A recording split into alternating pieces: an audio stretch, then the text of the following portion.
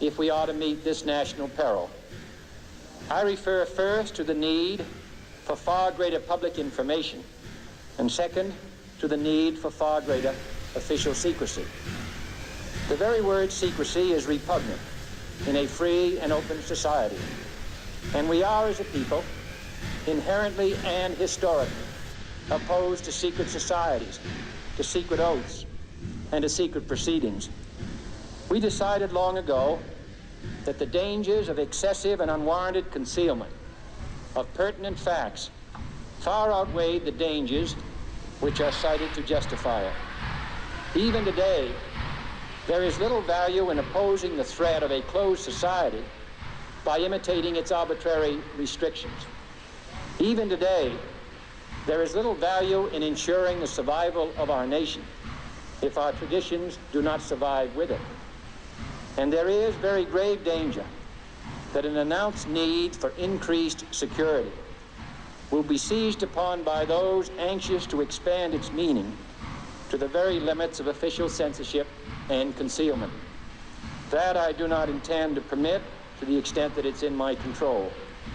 And no official of my administration, whether his rank is high or low, civilian or military, should interpret my words here tonight as an excuse to censor the news, to stifle dissent, to cover up our mistakes, or to withhold from the press and the public the facts they deserve to know.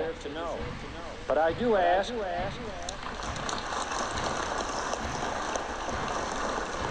ask every publisher, every editor, and every newsman in the nation to re-examine his own standards and to recognize the nature of our country's peril.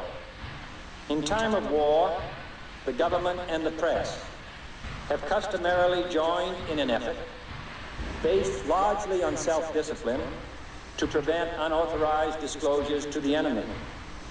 In times of clear and present danger, the courts have held that even the privileged rights of the First Amendment must yield to the public's need for national security. Today, no war has been declared, and however fierce the struggle may be, it may never be declared in the traditional fashion. Our way of life is under attack.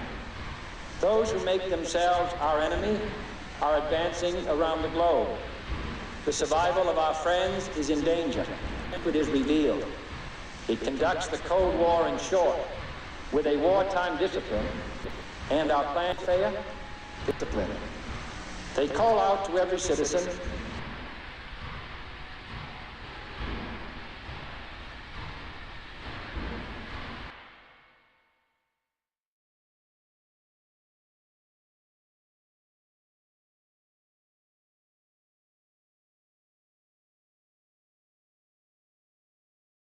to weigh his rights and comforts against his obligations to the common good. I cannot now believe that those citizens who serve in the newspaper business consider themselves exempt from that appeal. I have no intention of establishing a new Office of War Information to govern the flow of news. I am not suggesting any new forms of censorship or new types of security classifications. I have no easy answer to the dilemma that I have posed, and would not seek to impose it if I had one. But I am asking the members of the newspaper profession and the industry in this country to re-examine their own responsibilities, to consider the degree and the nature of the present danger, and to heed the duty of self-restraint, which that danger imposes upon us all. Every newspaper now asks itself, with respect to every story, is it news? All I suggest is that you add the question, is it in the interest of national security? And I hope that every group in America, unions and businessmen and public officials at every level, will ask the same question of their endeavors and subject their actions to this same exacting test. And should the press of America consider and recommend the voluntary assumption of specific new steps or machinery, I can assure you that we will cooperate wholeheartedly with those recommendations. Perhaps there will be no recommendations. Perhaps there is no answer to the dilemma faced by a free and open society in a cold and secret war. In times of peace, any discussion of this subject and any action that results are both painful and without precedent. But this is a time of peace and peril, which knows no precedent in history. It is the unprecedented nature of this challenge that also gives rise to your second obligation, an obligation which I share, and that is our obligation to inform and alert the American people, to make certain that they possess all the facts that they need and understand them as well, the perils, the prospects, the purposes of our program, and the choices that we face.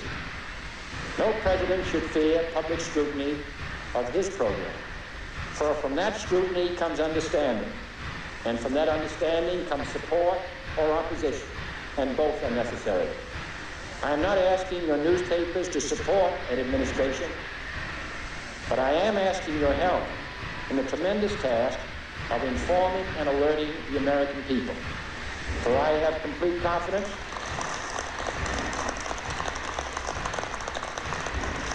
in the response and dedication of our citizens whenever they are fully informed. I not only could not stifle controversy among your readers, I welcome it. This administration intends to be candid about its errors.